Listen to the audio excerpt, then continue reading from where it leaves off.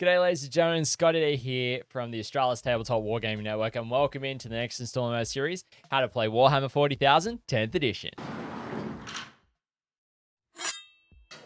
Alrighty, ladies and gentlemen, welcome back to the network, and welcome into the next installment for our How to Play Warhammer 40,000 10th Edition series, where we are continuing to look at the different ways that you're able to play the game, how to actually go about building army lists, and the core rules of the game as well.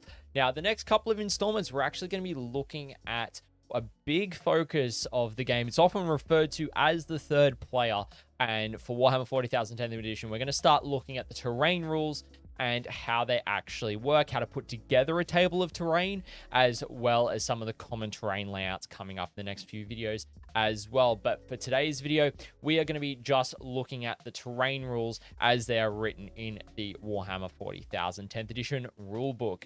But before we jump into looking at the rules for terrain, I want to thank everyone who has been supporting us here on the ATWN as of late. Really appreciate you guys subscribing, liking the videos, commenting as well. Really appreciate all your feedback on our various content series, as well as you guys enjoying the content. We hope and are glad that you guys are, and we hope that you'll continue to do so in the future. Now, let's jump in for this video. So the terrain is often referred to, as I've said, as the third player of any Warhammer 40k game, because it plays such a pivotal role in every game that you play.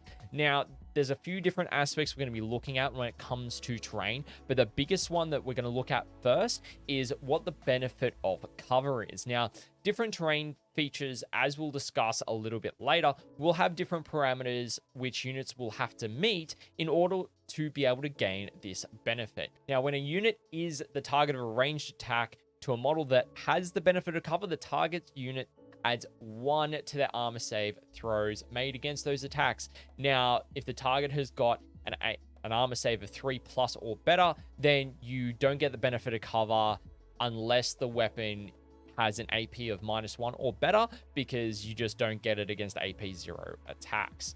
Now, if a unit would receive multiple instances of cover, however, the model can only receive the benefit of this rule more than once. So that is something very important to bear in mind, because, you know, you can have a unit get smokescreen, which gives them cover as well.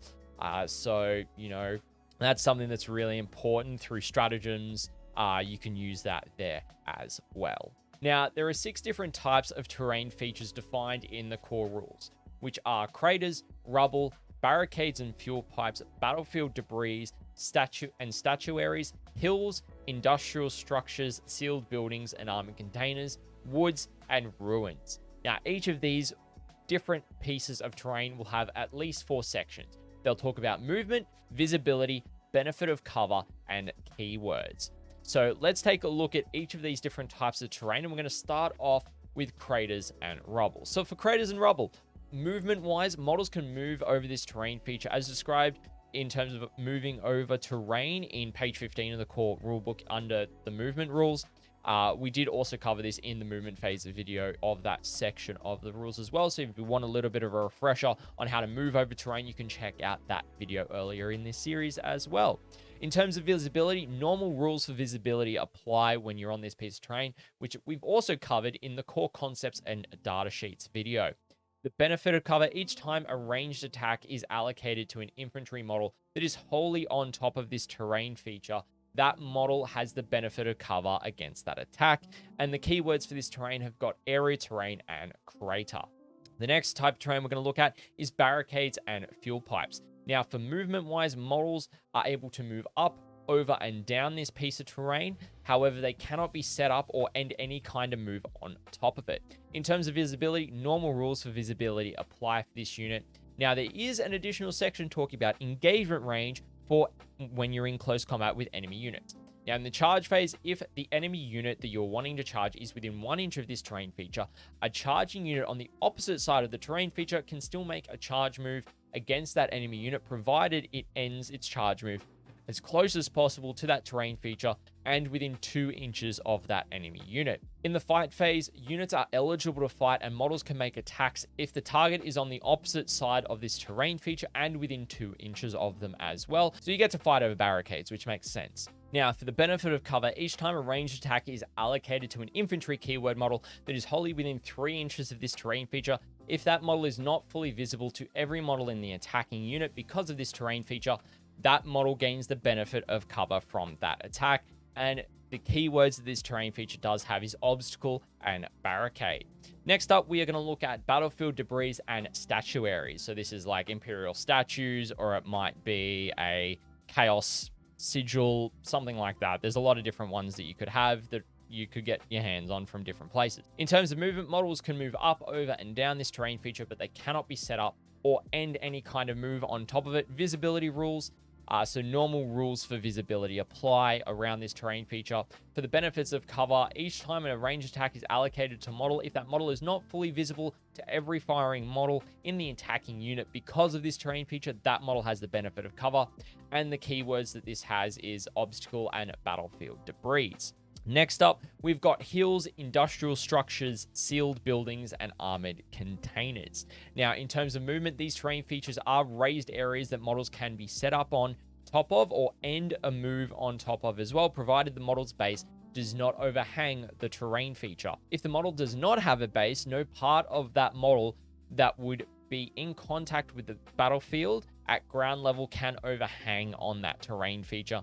Now, in addition, other terrain features can be set up on top of a hill terrain feature, provided that no part of that terrain feature overhangs that hill terrain feature as well. So basically, it means you've got to be wholly within that piece of terrain or wholly on that floor and not overhanging in any way, shape, or form when you are placing models on hills or sealed buildings, that kind of thing. Now, for visibility, normal rules of visibility apply when you're trying to see if you can shoot at units that are on hills or sealed buildings and such. In terms of benefits of cover, each time a ranged attack is allocated to a model, again, if it's not fully visible to the attacking model and every model in the attacking model's unit, because of this terrain feature, the model that's being targeted gets the benefit of cover against those attacks. And the keywords for this terrain feature is the hill keyword. Starting a collection of Warhammer 40,000 miniatures and getting everything you need to play games can be expensive. Between the models, the codexes, hobby tools, and paints, the costs for getting into miniature wargaming and Warhammer 40,000 can add up very quickly. And the one thing that is vital to playing a great and enjoyable series of games of Warhammer 40,000 is terrain, which can almost be as expensive as a full 1,000 point army to get a quality table worth of terrain, depending on what you choose to go with.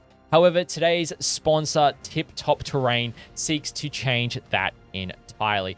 Dan from Tip Top Terrain has designed 2 of the most commonly used tournament terrain sets, the GW terrain set and the WTC medium terrain set out of MDF that is both affordable, functional, and easy to store. These sets are quite affordable, coming in at the same cost as one of the new Terminator Space Marine kits without the bases for the terrain, or if you choose to go with bases for the terrain as well, they actually cost the same as a new box of Deathwing Knights if you were to purchase it directly from Games Workshop. Now, as you can see, I am starting to build and assemble the GW terrain layout, and you can see how easy that they go together with my experience firsthand, and they look really nice when you do get them all nicely finished. Whilst they are simple in their aesthetic design, both terrain sets have been strictly matched to the dimensions of the respective terrain sets. Now, both sets can be purchased with the correct size bases included, and this will allow you to play on the proper layouts for either the Games Workshop layouts or the WTC layouts.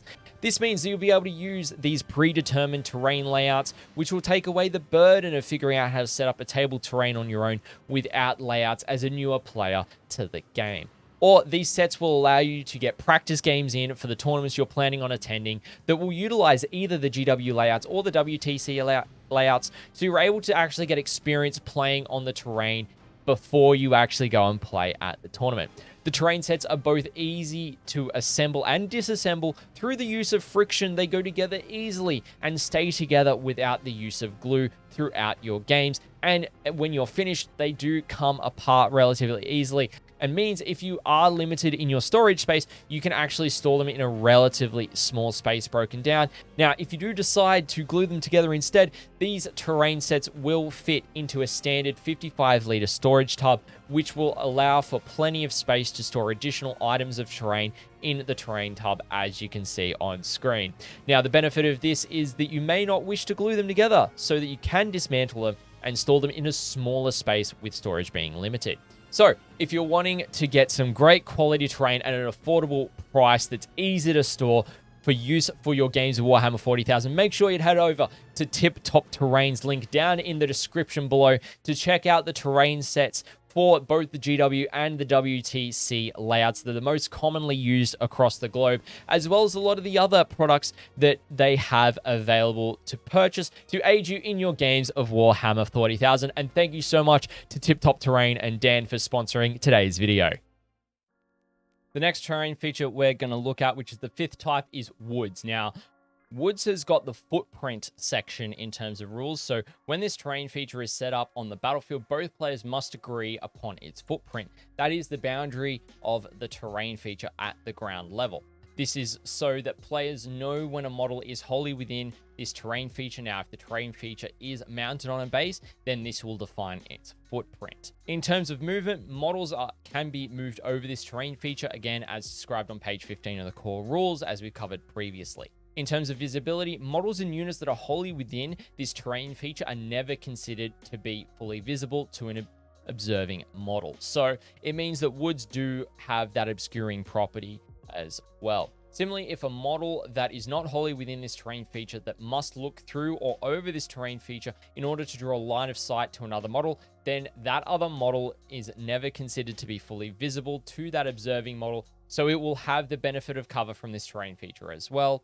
Now, in terms of aircraft and towering keyword models, they are the only exception to this, where visibility to and from such models is determined normally, even if this terrain feature is wholly in between them and the observing models. Models that are wholly within this terrain feature can see out of it normally as well. So you don't count as fully visible when you're shooting into it, but you can see properly when you're shooting out of it if you're wholly within it as well. In terms of the benefits of cover, each time a ranged attack is allocated to a model that is either wholly within this terrain feature or is not fully visible to every model in the attacking unit because of this terrain feature, then those models get the benefit of cover against those attacks. And then the keyword for this one is the keyword of Woods as well.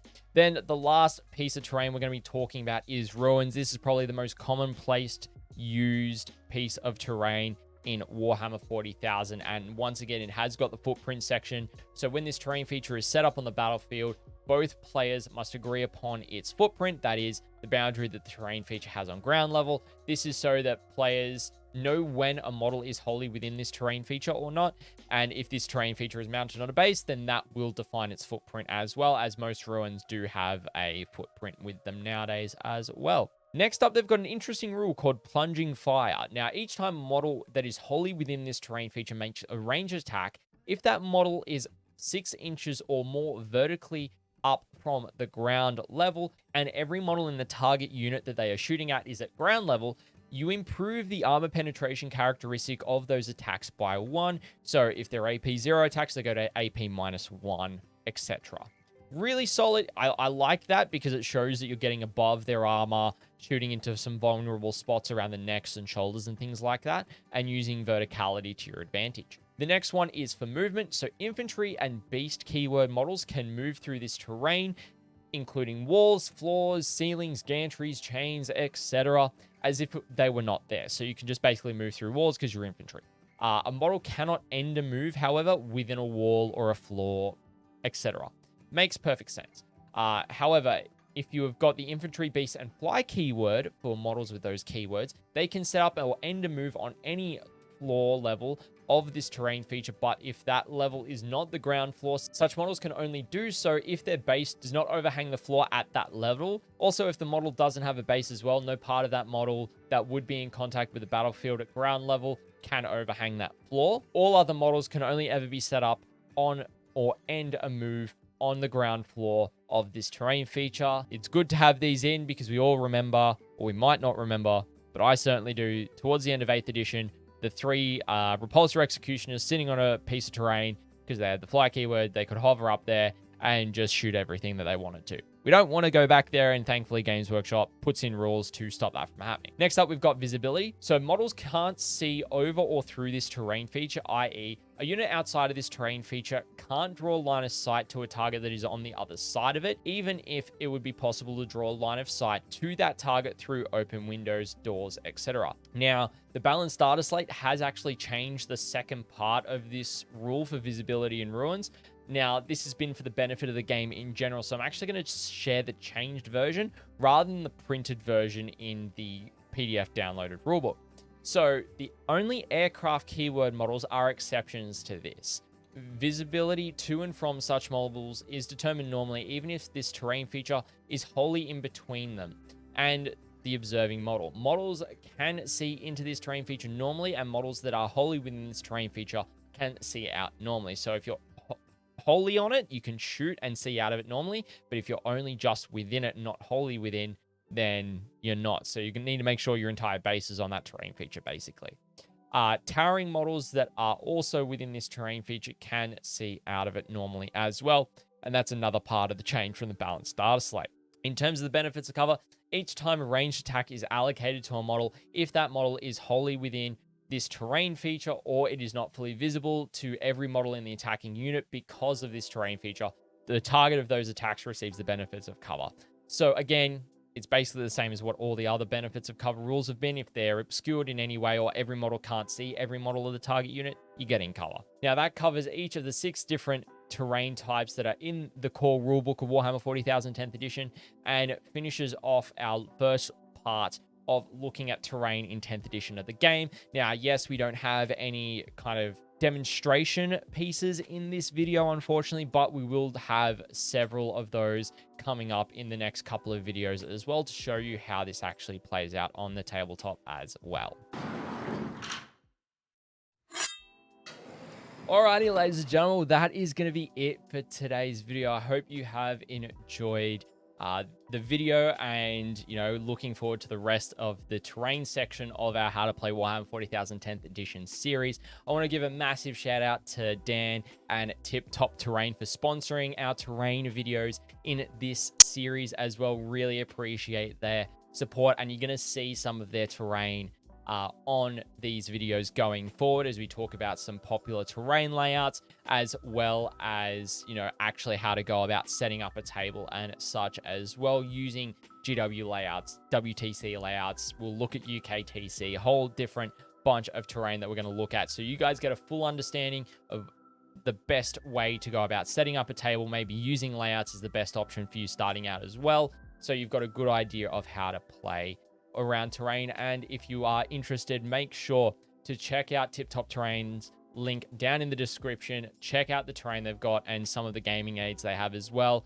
They're an Australian business. Make sure if you're keen on grabbing some terrain to support them. They do ship internationally as well, which is absolutely awesome. As well, if you did enjoy this video and you want to catch more content from us here at the ATWN, make sure you hit that subscribe button, turn on that notification bell. If you have any feedback on this video or any comments you want to share, feel free to leave them down in the comment section below, or your favorite emoji as well for engagement purposes, to help get the word out of our videos to the wider community as well. Or just leave a like on the video if you enjoyed it as well. Also, if you want to catch any of our live content, whether that's hobbying sessions with myself, maybe that's tournament coverage we're doing or tournament previews, feel free to head over to Twitch and check us out at the Australis TWN Twitch channel and drop us a follow there as well, so you can catch up with us throughout every week where we do hobbying sessions, or maybe catch us when we're doing tournament coverage of the Australian tournament scene as well. But ladies and gentlemen, thank you so much for watching today's video, and I'll catch you in the next one.